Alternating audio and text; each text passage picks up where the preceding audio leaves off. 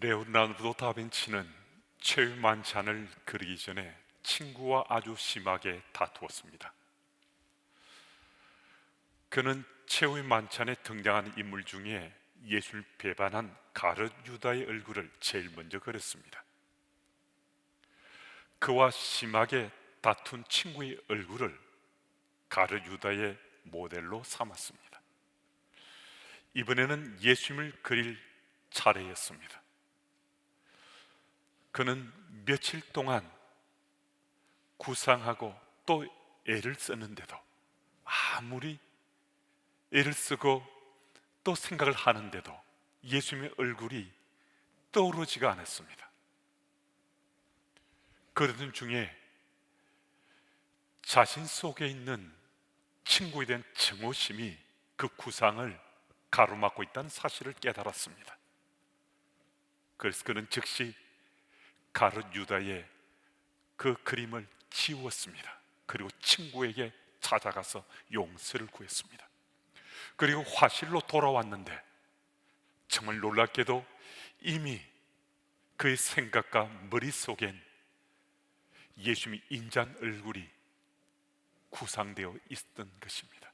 그래서 어렵지 않게 예수님의 인자한 얼굴을 그릴 수 있었습니다.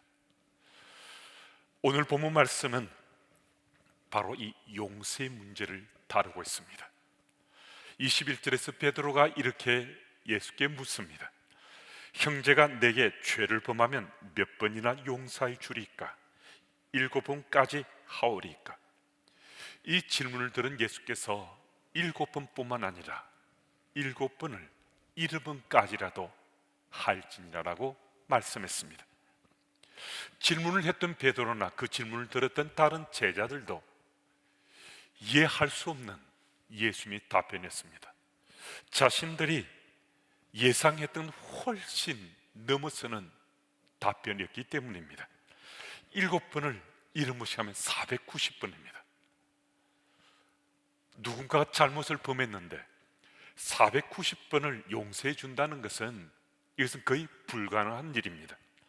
예수께서 이렇게 답변하신 것은 용서의 한계를 횟수로 정하자는 것이 아니라 용서의 한계가 없다는 사실을 그들에게 일깨워 주시기 위함이었습니다. 예수께서는 이어서 비유를 통해서 용서에 대해서 설명하십니다. 10,000달란트 주인에게 빚진 자가 있었는데 그 빚을 탕감받았습니다. 탕감받았던 이 종이 가던 중에 자신에게 100데나리온 빚진 동료를 만났는데, 그가 유예를 달라고 했지만은 그걸 받아들이지 않고 오히려 그를 감옥에 갇히게 만들었습니다. 이 사실을 전해들은 주인이 아주 노하여서 이 종을 부른 다음에 그를 옥졸에게, 그를 책망하고 그를 옥졸에게 넘겨주었습니다. 이 비유를 우리가 좀 이해하려면요, 달란트와 데나리온의 화폐 단위에 대해서 우리가 알 수 있어야 합니다. 달란트는 로마 제국 내에서 최고액의 화폐 단위로 알려져 있습니다. 그리고 만이라는 숫자는 헬라에서 가장 큰 숫자 단위입니다. 그러니까 가장 큰 숫자 단위의 가장 큰 화폐 단위가 10,000달란트인데, 오늘 화폐 가치는 도저히 환산할 수 없을 정도로 어마어마한 액수인 것은 틀림없습니다. 아마도 10,000달란트는 그 당시 사람들이 생각할 수 있는, 상상할 수 있는 최고의 액수였음이 틀림없는 것 같습니다. 거의 무한대의 금액을 표현할 때 사용했던 단어로 여겨집니다. 반면 데나리온은 은전으로, 이 로마의 은전인데 일용직 노동자가 하루 동안 수고하고 땀 흘렸을 때 벌 수 있는 임금에 해당되는 액수였습니다. 이 달란트와 데나리온 사이의 이 환산 비율에 대해서는 그 기준이 분명하지 않습니다. 한 달란트는 최소 60데나리온에서 최대 10,000데나리온에 해당되는 것으로 문서마다 다르게 표현되어 있습니다.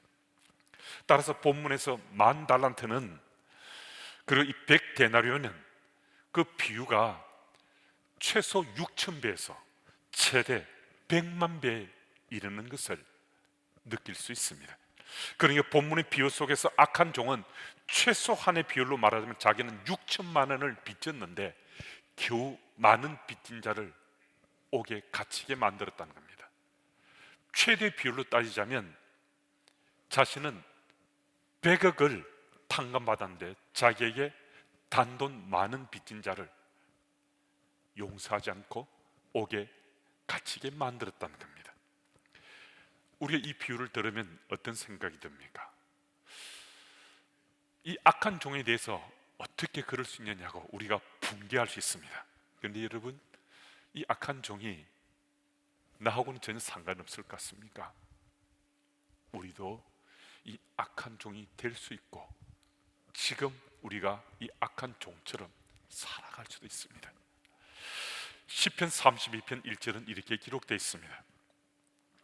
허물에 사함을 받고 자신의 죄가 가려진 자는 복이 있도다. 허물이 사함을 받고 자신의 죄가 용서받은 사람은 참 행복한 사람이라고 말씀해 주십니다. 우리의 생에 이런저런 문제가 있을 수 있습니다. 가장 심각한 문제가 있다면 어떤 문제입니까? 돈 문제입니까? 건강이나 또 관계 문제가 문제일 수 있습니다. 명예나 권세 문제도 문제가 될 수 있습니다. 또 자녀의 문제도 문제가 될 수 있습니다. 이런 문제로 고민하는 분들이 적지 않을 수 있습니다. 이 전술한 문제는 상당수에 해당은 될 수 있는 문제지만은 모든 이에게 해당되는 문제는 아닙니다. 정말 우리가 고통스러움에 사는 것은 이런저런 일들로 또 이런저런 관계의 문제로 우리가 지은 허물과 죄의 문제, 이게 사실 우리 이 땅을 살아온 우리들을 정말 고통스럽게 하고 아프게 합니다. 세상의 다른 어떤 것들도 우리를 불편하게 힘들게 할 수 있지만은 우리를 고통스럽게 하는 것은 바로 이 죄의 문제, 우리가 저지른 그 허물의 문제, 이것 때문에 우리는 신음을 소리내면서 살고 있는 인생이라 할 수 있습니다. 그래서 시편 기자는 가장 행복한 사람은 이 죄의 문제, 이 죄에 대해서 용서함을 받은 사람, 용서받고 사는 사람, 이 사람이 가장 복된 사람이다라고 말씀해 줍니다. 용서받은 기쁨과 자유를 누린 적이 있습니까? 하나님과의 관계에서 구원의 기쁨과 감격을 맛본 적이 있습니까? 정말 관계 문제에서 회복이 어렵다 생각한 누군가와 화해해 보신 적이 있습니까? 도저히 용서가 안 되는 사람을 용서하면서 눈물과 감격을 경험한 적이 있습니까? 생각하는 것만으로 미움과 정오심이 불타오르게 하는 사람, 그 사람을 용서해주고 은혜를 체험한 적이 있습니까? 이런 일들은 친구들이나 교우들 간에도 있을 수 있고요, 부부 사이에도, 형제 자매 간에도, 고부 사이에도, 직장 동료 사이에도 이런 일은 일어날 수 있습니다. 한 며느리가 월간지에 기고한 글의 내용입니다. 남편은 실직하고 아내가 버는 돈으로 겨우 생활을 할 수 있었습니다. 그런데 맞이도 아닌데 시어머니를 모시고 사는 이 며느리는 참 짜증도 많이 나고 불평도 많았습니다. 자기보다 생활이 나은데도 어머니를 모시지 않는 형님에 대해서도, 또 직장 없이 그냥 집에서 뒹굴고 있는 남편에 대해서도, 또 그리고 자신의 일을 제대로 도와주지 않는 시어머니에 대해서도 생각만 하면 짜증이 나고 마음이 많이 불편했습니다. 그래서 시어머니에게 늘 이렇게 화를 내곤 했습니다. 어머니, 집 좀 치워놓고 계시면 안 되나요? 어머니가 모르신다면 그이가 어디 있는지 누가 알겠어요? 좀 빨래 좀 해두셔야지 내가 입고 나갈 옷이 없잖아요. 며느리가 막무가내로 푸념을 하면 어머니는 속상하다 못해 부들부들 떨 때가 있기도 했습니다. 정말 너는 너무 하는구나. 내가 허리가 불편해서 좀 쉬는데 그것도 너는 못 봐주는 거니. 어머니 그런 뜻이 아니잖아요. 제가 어머니를 모시려고 할 때 어머니가 분명히 제게 약속하셨잖아요. 이런 일들은 다 도와주시겠다고. 그런데도 그렇게 하시지 않으니까 내가 힘들고 불편해서 이렇게 말씀드리는 거잖아요. 시어머니와 며느리 관계는 점점 더 멀어져 갔습니다.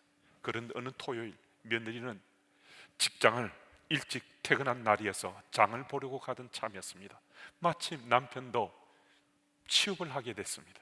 그래서 그날 저녁은 좀 더 맛있는 반찬으로 식탁을 꾸리려고 장 보러 가던 길이었습니다. 집에 나와서 골목길로 이어지는 계단을 내려가는데 시어머니가 동네 몇몇 아주머니들과 이야기를 나누는 모습이 보여졌습니다. 아마도 남편이 취직했다고 동네 아주머니들이 시어머니에게 지금 축하하는 얘기를 건네는 것 같았습니다.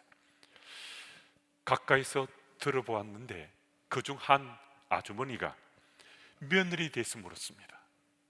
며느리는 숨을 죽이고 귀를 기울였습니다. 시어머니가 자기 욕을 얼마나 하실까 궁금해졌습니다. 그런데 시어머니가 하신 이야기는 정말 전혀 딴판의 얘기였습니다. 우리 며느리 시애미에게 얼마나 잘하는지 몰라요. 그 아이 혼자서 벌어서 우리가 지금까지 생활해 왔잖아요. 남편이라는 사람은 맨날 집구석에서 놀고 있지요. 맏며느리도 아닌데 나까지 모시고 사니까 정말 대단한 애라고. 맏며느리도 잘하지만은 나는 둘째 며느리는 더 정이 가요. 그래도 살아보겠다고 아둥바둥하는 그 애에게 늙은 내가 제대로 도와주지 못해서 항상 미안하다고. 그 아이 말투가 좀 그렇지만은 얼마나 심성이 착한지 몰라요. 그 아이는 참 좋은 아이예요. 며느리는 숨이 가빠지고 얼굴이 화끈거리기 시작했습니다. 며느리는 자신도 모르게 눈물이 흘러내렸습니다. 들키지 않게 골목을 돌아 시장으로 걸어가는데 몇 번이나 흐르는 눈물을 닦아야만 했습니다. 시장에 가서 맨 먼저 생선가게로 들어갔습니다. 어머니가 좋아하시는 조기를 2마리 사고자 했습니다. 오늘 저녁상엔 정성을 다해서 이 조기를 올려드리려고 마음먹었습니다. 며느리는 다짐했습니다. 그래, 나는 둘째 며느리야. 세상에 제일 멋진 시어머니를 모시고 사는 둘째 며느리야. 시어머니의 며느리에 대한 이 얘기는 체면치레를 하는 립서비스가 아니었습니다. 시어머니가 며느리를 용서해 주는 용서의 얘기였습니다. 참 상처를 많이 입고 속상한 가운데 며느리와 함께 살아온 그 세월 동안 가슴을 참 많이 했지만은 그 아이를 긍휼히 여기는 마음으로, 정말 그 아이를 용서하는 마음으로 동네 아주머니들에게 며느리에 대해서 얘기했습니다. 립서비스는 절대로 감동이나 삶을 변화시키지 못합니다. 무슨 말씀하는가? 이처럼 용서는 한 사람의 삶을 변화시키고 한 걸음 더 나아가서는 공동체를 회복시키고 달라지게 만들 수 있습니다. 예수님 바로 나를 위해서 십자가에서 피 흘려 죽으셨다는 그 사실이, 그래서 내가 죄를 용서받았다는 그 사실이 믿어지면 우리 삶은 회복되고 죄로부터 자유해져서 복된 삶을 살아갈 수 있습니다. 예수님 구주로 영접하는데 걸림돌이 되는 것이 죄의 용서의 문제라고 말씀하시는 분들이 종종 있습니다. 나 자신이 죄인이라는 이 사실은 잘 안다는 거예요. 내가 죄인이라는 사실도 인정한다는 거예요. 그런데 내가 예수를 믿기만 하면 그 죄가 용서받는다는 이 사실은 도무지 납득이 안 된다는 거예요. 예수님 2000년 전에 십자가에 피 흘려 죽으셨다는데 그분이 죽으셨다는 그 사실이 지금 나와 무슨 상관이 있느냐 하는 거예요. 내가 예수를 믿는다고 해서 제 용서에 효력이 발휘된다는 그 사실이 과연 믿을만한가 한다는 것입니다. 여러분은 이 문제를 어떻게 해결하셨습니까?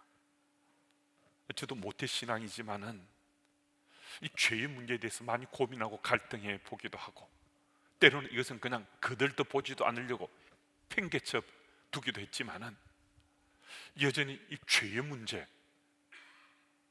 이 죄로부터 용서받는 이 문제는 저를 참 힘들고 고통스럽게 했습니다.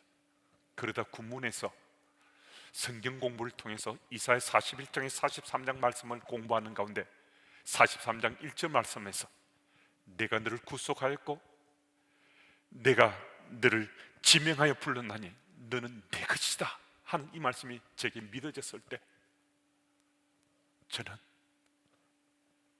제가 그리스도인이 되었다는 사실이 확신 가운데 믿어졌습니다.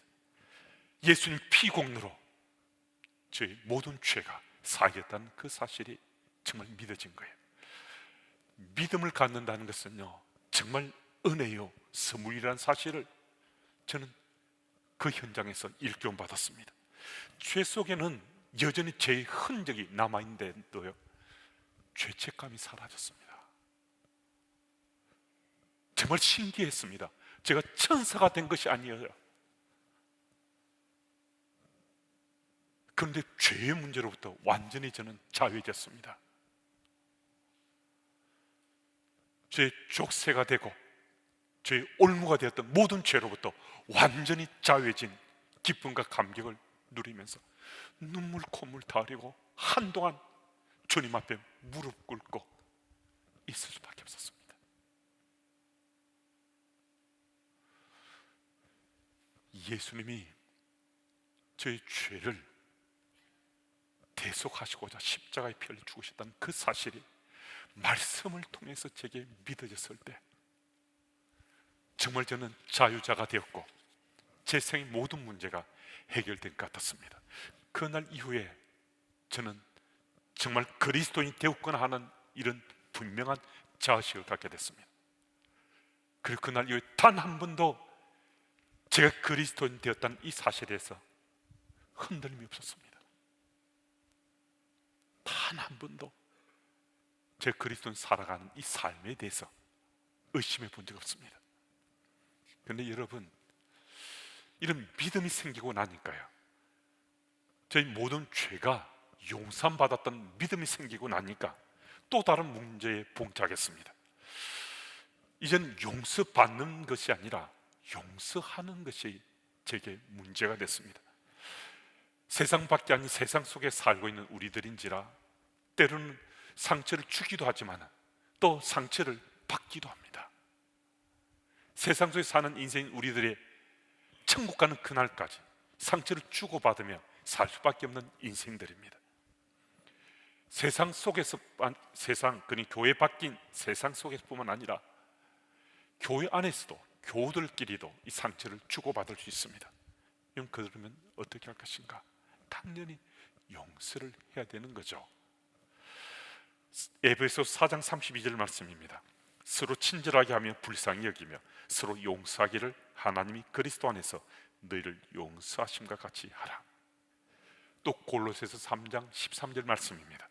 누가 누구에게 불만이 있거든 서로 용납하여 피차 용서하되 주께서 너희를 용서하신 같이 너희도 그리하고. 예수님 대속의 은혜를 체험한 사람이라면 당연히 용서를 해야 되죠. 그런데 누군가를 용서한다, 내게 상처 준 사람을 용서한다, 이게 잘 안 되잖아요. 내가 잘못을 저질렀을 때 용서받기를 원하는 마음은 참 특심한데 내게 상처를 준 사람에 대해서 용서하는 것은 정말 이게 잘 안 되고 인색하기 그지없습니다. 그런데요, 이 용서를 하는 이 문제에 있어서는 사실은 이것은 내 탓할 것이 아니라는 겁니다. 우리 용서에 인색한 것이 사실은 이것은 우리들에게는 어쩌면 너무나 당연할 수 있다는 겁니다. 무슨 말씀이신가? 용서는 죄인인 우리 인간의 성품이 아니라는 겁니다. 진정한 용서는 우리 속에서 나올 수가 없다는 거예요. 용서는 하나님의 성품인 거예요. 하나님의 성품으로 주의 은혜를 입으면 그때서야 주의 은혜를 입고서 용서가 가능하다는 겁니다. 우리 속에 있는 것 아무리 내가 애쓰고 노력하고 열심을 경주하더라도 우리에게는 진정한 용서에는 성품이 없습니다. 그래서 하나님께서 우리들 은혜 베푸셔서 그 은혜 속에 있을 때 우리는 용서할 수 있다는 거예요. 그래서 여러분과 제가 오늘 주의 은혜 속에 있으면 정말 안 될 것 같은 이 가능치 못한데 내 그런 상처를 주었는데 하는 사람까지도 우린 용서할 수 있다는 겁니다. 베드로는 예수님에게 단지 용서의 양적 한도에 관한 질문을 했지만 예수께서는 용서의 깊은 의미와 그 근거를 베드로에게 가르쳐 주셨습니다. 예수께서 말씀하신 용서의 핵심 메시지는 과연 무엇인가? 그 하나는 용서는 하나님의 은혜를 말씀합니다. 진정한 용서는 하나님으로부터만 주어질 수 있기 때문에 용서할 수 있는 사람은 주의 은혜 속에 있어야 정말 용서가 가능하다는 거예요. 기는 놈 위에 뛰는 놈이 있습니다. 뛰는 놈 위에 나는 놈이 있습니다. 나는 놈 위에 붙어 사는 놈이 있습니다. 이 붙어 사는 놈은 놈이 아닙니다. 성령의 능력, 예수 그리스도의 능력에 붙어 사는 사람만이 하나님의 은혜로 용서할 수 있습니다. 여러분과 제가 성령의 능력에 사로잡혀 살아가면, 예수 그리스도의 은혜에 사로잡혀 살아가면 그때서, 정말 그때서야 비로소 우린 주의 은혜로 내게 상처 준 사람, 고통을 준 그 사람을 용서해 줄 수 있다는 겁니다. 그리고 둘째는, 용서는 그리스도인의 삶의 방식입니다. 용서는 상대방을 위해서 용서하는 것이 아니라 바로 나를 위해서 용서하는 겁니다. 상대방은 이미 다 이겼습니다. 내게 그런 상처 준 것에 대해 생각지도 하지 않고 삽니다. 그럼 나는 복수의 칼을 갈고 있는 거예요. 그냥 두지 않겠다고. 복수의 칼을 갈면 갈수록 내 가슴팍에 상처를 더 덧냅니다. 그래서 상대방은 아예 생각조차 하지 않아요. 내가 그렇게 상처 입었다는 생각 그 자체가 없어요. 나는 지금 과거 속에 그 상처로 가슴앓이하며 사는데 상대는 전혀 그렇지 않습니다. 왜 이렇게 과거 때문에 고통당하고 아파하며 살아야 되겠습니까? 현재 속에 우리가 바르게 사는 것도, 바르게 사는 것도, 제대로 사는 것도 쉽지 않은데 왜 과거 때문에 고통당하며 살아야 하는가 하는 것입니다. 그리고 우리가 다른 사람을 용서해야 되는 더 큰 이유가 있습니다. 하나님께서 예수 그리스도 안에서 우리 모든 죄를 용서해 주기 때문입니다. 여러분과 저는 용서받은 사람입니다. 여러분, 예수 그리스도의 십자가 피 공로로 우리가 용서를 받았는데요, 예수 그리스도의 십자가는 바로 용서의 표징입니다. 그런데 믿는 자인 우리가 어떻게 삽니까? 오늘도 예수께서 우리에게 주신 그 십자가 붙잡고 우리 살잖아요.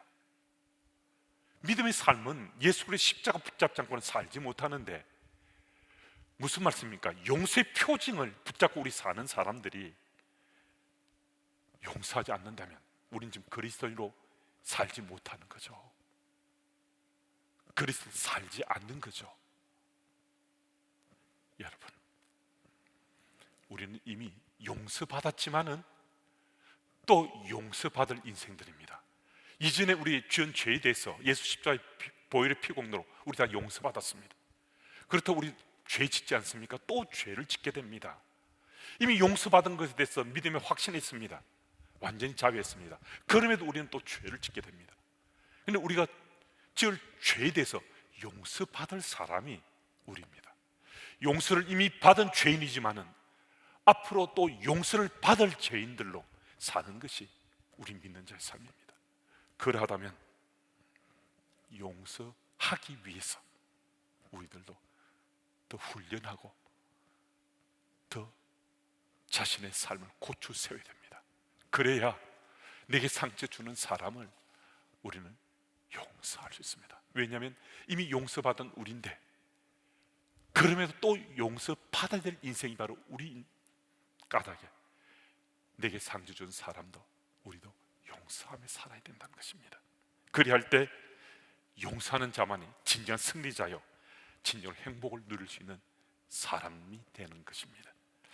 영국의 처칠 경이 노년에 자신의 모교인 고등학교를 찾아갔습니다.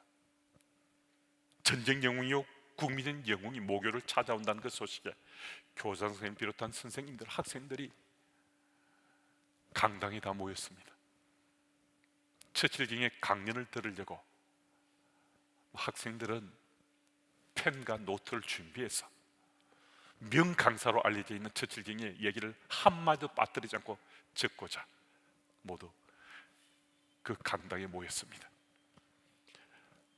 처칠이 강단에 서고 보니까 자신이 앉았던 자리, 낙서했던 곳까지도 눈에 들어와서 참 이전에 자신의 이곳 생활이, 학창 시절이 주마등처럼 머리를 스쳐가곤 했습니다. 학생들을 빙 둘러보더니 그는 단 한마디만 남겼습니다. Don't give up, hold on. Never give up. Never, never, never. 포기하지 마십시오. 여러분의 꿈을 포기하지 마십시오. 붙들었으면 결단코 포기하지 마십시오. 결단코. 저도 여러분에게 이렇게 말씀드리고 싶습니다. Don't give up, hold on. Never give up. Never, never, never. 포기하지 마십시오.